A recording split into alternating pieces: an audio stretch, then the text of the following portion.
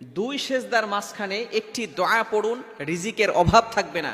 শুধু তাই নয়, আল্লাহ তাআলা 5টি পুরস্কার দান করবেন। নামাজের ভিতরে এমন দোয়া আর করা হয় না।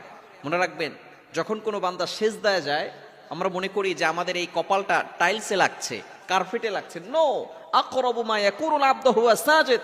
যখন কোনো বান্দা সেজদায় যায়, তখন তার এই কপালটা আল্লাহর কুদরতি পায়ে ঠেকিয়ে দেয়। বলেন সুবহানাল্লাহ। এজন্য অবশ্যই আমরা দুই সেজদার মাঝখানে একটা দোয়া করব। সেই দোয়াটার ভিতরে 5টি কথা আছে। এই 5টি দোয়াই আল্লাহ তাআলা কবুল করবেন।